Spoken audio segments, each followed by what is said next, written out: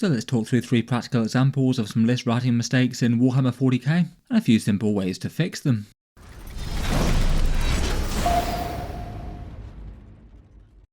Hello and welcome back to Auspex Tactics, where today we're talking army list writing, and in this video I thought we'd look at a few example army lists, maybe lists that a beginner to the game might make and do have a whole bunch of logical choices but at the same time are a little bit flawed as an overall army building sort of perspective.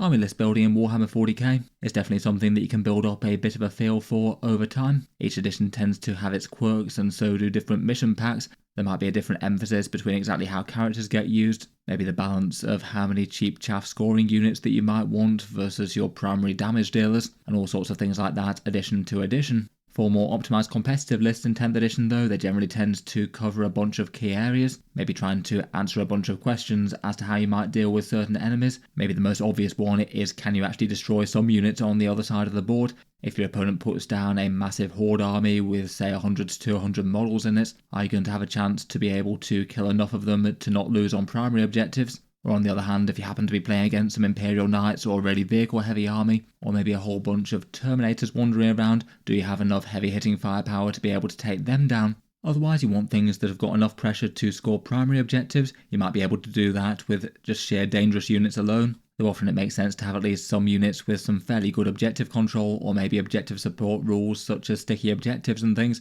which can make life a lot easier there. Then usually something to score secondary objectives, which given it's not usually super possible to guarantee that you're going to get some sort of kill secondary objective that you can take as a fixed one, a lot of people use tactical ones, and that typically means having lots of cheap fast units running around the table with a bit of board control, things like deep strikers, infiltrators, fast movers and return to reserve style units, and if possible not investing too many points in any individual one of them, as they might just be turning up primarily to do an action and then get shot down. Those units can also be good for disrupting the enemy's plans in various different ways as well, maybe doing nuisance charges or bullying their own lighter units.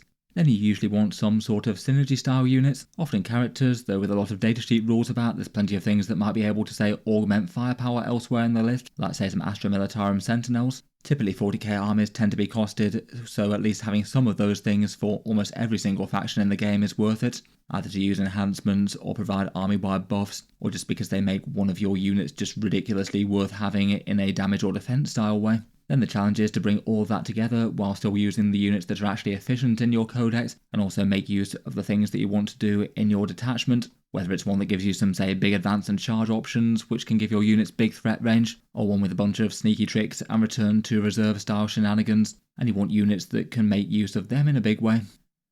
As a result, the majority of armies in Warhammer 40k tend to be at least fairly well rounded these days. In a way it's quite nice that Games Workshop has incentive to fielding an army that maybe looks like a bit more of an army as you'd expect from the lore. Skew lists can absolutely do well where you go really heavy on one thing, but even these often tend to be sort of tempered by things that can cover their weaknesses. As said for this video, I thought we could take a look at a few sort of first draft style army lists that could do okay if played well by a good player, but maybe just have a few obvious fixes that I think would make them stronger in most people's eyes. First up, let's take a look at maybe a first draft Raven Guard army. Maybe something a new Space Marine player might put on the table if they were deciding to do a rather sneaky Raven Guard army, and maybe they picked up a copy of that Vanguard Task Force perhaps, with a bunch of infiltrators, eliminators and suppressors in it. I feel like it is maybe one common trap that you can fall into of Space Marines of all sorts to just wind up with a whole load of dudes with bolters that tend to be quite good at bullying lighter infantry and maybe having some fun supporting rules, but then maybe not having quite enough really big damage heavy hitters to take down monsters and vehicles that you might come across. In any case, the Raven Guard player's gone for a Vanguard detachment with Kayvan Shrike leading a big unit of jump intercessors, all very nice for their lone operative shenanigans. And then they got their Vanguard force, which gives you 10 infiltrators, 3 suppressors and 3 eliminators. They're going to use the lieutenant as a combi weapon lieutenant here. And then to expand the army, we've got 2 sets of 5 intercessors with their very scary bolters now. Some incursors to mark the way with +1 to hit, some scouts that tend to be really quite competitive choices in the majority of Space Marine armies, and then they've gone really quite heavy on the Inceptors, with 2 units of 3 with assault bolters and 1 with plasma, which can be particularly nice in a Vanguard army, given that you can deep strike them and they do have some nice shooting buff stratagems. Then finally, for some support vehicles, there's a couple of Storm Speeders, a Hammer Strike and Thunder Strike, which can amp up a unit shooting with say +1 to wound and ignores cover, and then a Repulsor Executioner with a Laser Destroyer for a bit of anti-tank. Overall, a whole bunch of themed units here, and definitely some things that really play to the detachment strengths and are common in competitive lists, and a lot of fun stuff for Rule of Cool, which is always important. As you could probably tell by the title of that one though, I think that list is probably going a bit too heavy on the sort of marine support and objective scoring style units, and you've just got a massive amount of things that are really quite nice for bullying enemy lighter infantry and scoring secondary objectives, and generally paying a premium on their datasheet for things like Deep Strike or Scouts or Infiltrate, or lone operative protection type rules, to the point where you might just be getting a bit too much redundancy there, and you're just oversolving that problem where you could have made do with less units. It feels like there's maybe a fair few more buffing units than you really need as well. Between the Storm Speeders and Incursors, you can put a whole bunch of shooting buffs down, but don't really have all that much to buff with it. I guess they could make the Inceptor Strike hit extra hard, but beyond the Plasma Inceptors and the Repulsor Executioner, there's just not really all that much that's a particularly big threat to enemy tanks and vehicles here. I definitely still think that the list could be very effective if played carefully though. There's a good chance that you're going to be racking up a whole bunch of points in secondary objectives and should do okay for primary, but feels like you could just have trouble against an army that just moves forward and tries to outright destroy you and plays hyper aggressive. Perhaps things like Knights, Tank Spam or Melee Rush style lists, where you just might not have quite enough damage to deal with tough targets before they rip home and tear apart your Space Marine squads. I feel like for this one I'd probably be most tempted to drop a chunk of the foot troops. I certainly feel like there's maybe a little bit too heavy on things like Scouts and Infiltrators and Intercessors. You could probably lose some of those and just get a little bit more dedicated anti-tank of one sort or another, so you're not completely losing on that. Whether it's something like some Eradicators in Strategic Reserve, or a few more big gun tanks like some Gladiator Lancers or Vindicators or Ballistas Dreadnoughts or something. I think I'd probably drop one of these Storm Speeders as well, just so you've got a few more answers to big tough things. Obviously it might be a balance between playing fluffy and units that you like in a more casual setting. It's not that this doesn't have some damage output between the Repulsor, the Strike Squad and the Inceptors. Before we move on to the next two examples, I'll just give a quick shout out to today's video sponsor in 616 Minis, offering a bit of an interesting and different service here, basically putting your painted miniature in a core art edit, done through Procreate and Photoshop with no AI involved.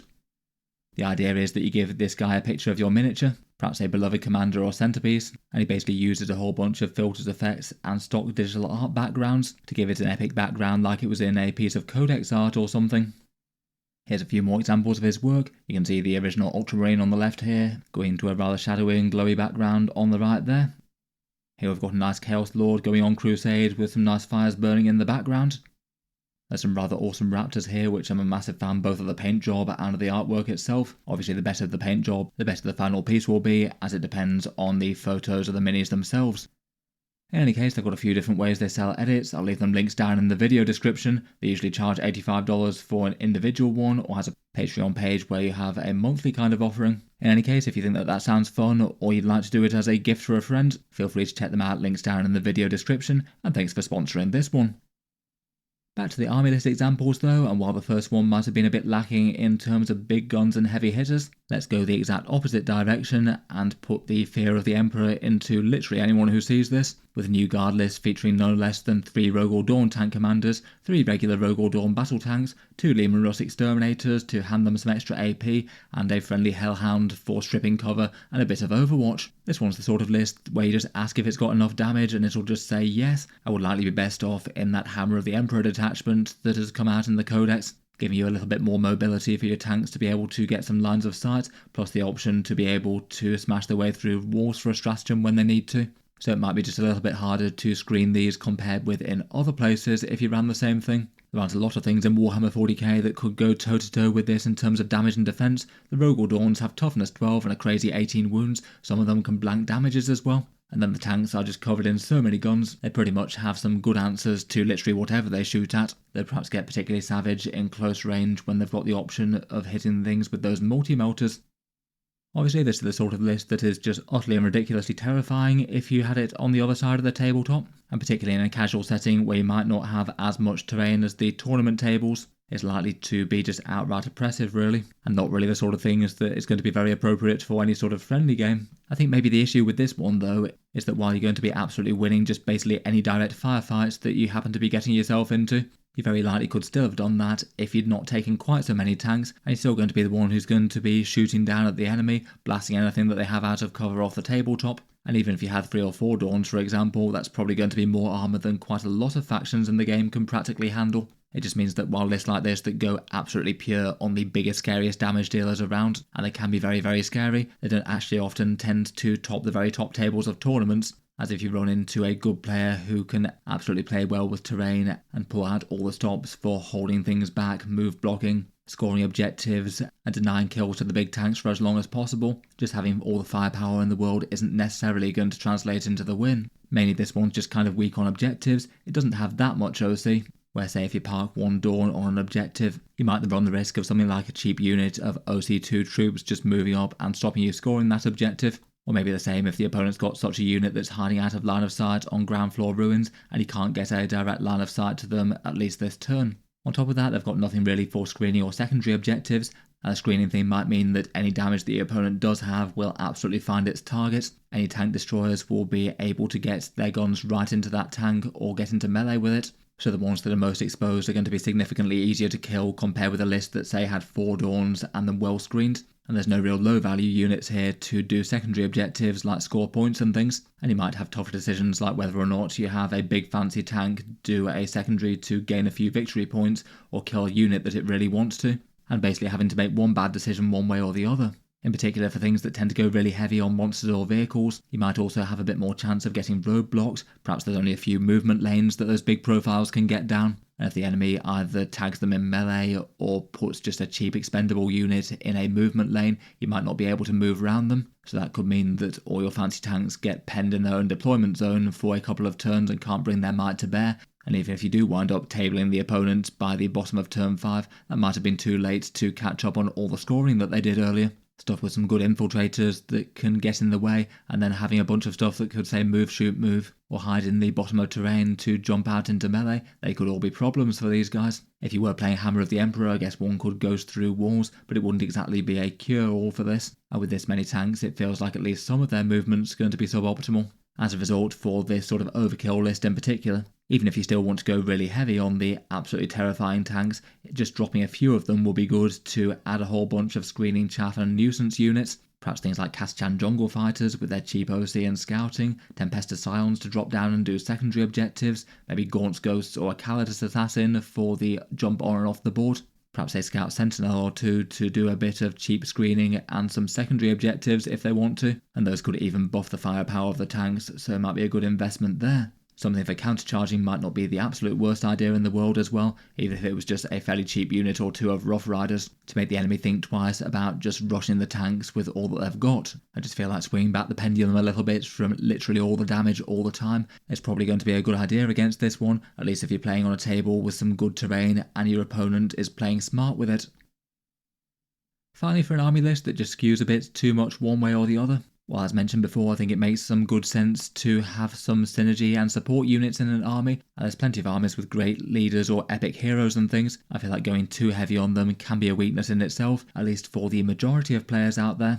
Ultramarines are certainly one of the strongest armies in the game right now, and have a vast amount of good special characters to lead units, so perhaps could be one army that could fall into this trap a bit. So here's one example for a list of characters and units that all are at least fairly reasonable in my mind. But when you have literally all the fun combos on the board, it starts to detract from other things. In this one, we've got Rabute Gilliman with his discounted stratagems and double oath of moment, Marnius Calgar with his command point generation and going in a unit of company heroes for a good brawler threat. He'll be joined by Uriel Ventris in the other unit of company heroes, and he's giving deep strike to a big unit of 10 Hellblasters. That's just a general purpose unit to drop in and nuke an Oath of Moment target. There's Chief Librarian Tigurius with a fairly powerful all-round data sheet. He's just going with a unit of intercessors for a relatively cheap utility unit with a bunch of anti-horde firepower, plus sticky objectives, some OC and his own damage. There's a Chaplain on bike with a big unit of Outriders, certainly hitting a good amount harder with the +1 to wound and the +1 damage on the charge that they get. a combi weapon lieutenant for doing some secondaries and disruption move things, and then we've got a bit of anti-tank heavy fire support in a gladiator lancer and a ballistas dreadnought, and finally a Phobos librarian leading a unit of 5 infiltrators, giving you a unit that can hold the home field with some ultimate reliability. You can't deep strike within 12 inches of them, and you can't shoot them unless you're within 12 inches of them, so unless the opponent can actually physically move there, then they're not going to interact with them very much. Basically, I'd rate really quite a lot of these combos as top tier competitive, and maybe a few ones that are just a bit more mid, and you probably wouldn't see it in optimal lists so much, but I wouldn't say there's anything that's outright just completely terribly bad here. Perhaps for the lesser played things, I feel like you wouldn't too often see Ventress deep striking Hellblasters without some sort of support for that unit, and I feel like the Bite Chaplain with the Outriders maybe gets to sort of okay as opposed to being the best use for him, and Tigurius with the Intercessors. While Tigurius is a good datasheet, he often tends to get left on the sidelines just due to other Ultramarines characters taking precedent. The main issue is that when you have quite this many heroes and characters, you just wind up having a list that doesn't have all that much defense or huge overall damage output, as you just wind up with a bunch of units that are just buffed to the nines. But for a good chunk of them, it might just have made more sense to have more copies of different units as opposed to literally give every single unit a leader or a buffing synergy option. Besides perhaps the Combi Lieutenant, they don't really have any cheap expendable units here. Pretty well everything is really quite high value and kind of important if you lose it, and Guilliman maybe doesn't have quite as many things that he wants to use his buffs on compared with some armies perhaps, at least compared with say some Guilliman Ironstorm lists with a lot of gun tanks on the go and good stratagems to use on them. Again, I genuinely don't think that this one would be outright awful if played well. There's definitely a bunch of interesting choices here. That would probably be tempted myself to replace things like Tigurius with the Intercessors and the Bite Chaplain with the Outriders with a bunch of Chaff support units or maybe some more direct damage dealers. If you want to use Outriders, maybe run them individually in units of 3s or some Jump Intercessors. Perhaps getting some Scouts in there so there's some expendable units that can trade on the mid-board objectives. Or maybe just getting a few more primary damage dealer gun type units in there. Maybe something like a Vindicator in addition to those other two. In any case, I'll leave that one there for now. Hopefully that's been of interest to some of you at least. 3 army lists that I'd argue are maybe a bit suboptimal, though I'd argue that genuinely none of those are outright awful and unplayable. For the skirmisher type one at the start, you'd have to play really careful on the objectives. For the tank one, you'd have to just make absolutely optimal use to destroy every enemy unit that you can at every opportunity and push the table really quickly. And for the Space Marine one, they do have a bunch of interesting options and big damage punches, so I feel like you just have to use their units really carefully. Given that if a good chunk of the army is exposed, then a lot of it probably is going to die quite quickly. I certainly argue that all of them could do with a little bit more balance though, compared with going for the skews that they have. In any case though, let me know your thoughts down in the comments below. Do you feel like any of your lists have problems similar to any of these? And feel free to mention any other issues that army lists might have. I know I've only touched on a few of them here. As mentioned earlier, a massive thank you to 616 Minis for sponsoring the video. Feel free to check out their site links down in the video description if you'd like a cool custom art edit from a graphic artist for one of your centerpiece minis. Otherwise, I'll leave that one there for now though. Feel free to subscribe to Auspex Tactics if you'd like to see more like this. I'll certainly keep the regular 40k videos coming with new ones out just about every day. Finally, if you have been enjoying all the videos on the channel, I would just like to mention that Auspex Tactics does have a Patreon page as well. You can find that link down in the video description if you'd like to help support, and a big thank you to everyone doing so. There's also discount affiliate links as well if you do happen to be picking up any Warhammer in the near future and wanted to support the channel through those. In any case though, a massive thank you for listening, and I'll hope to see you guys next time.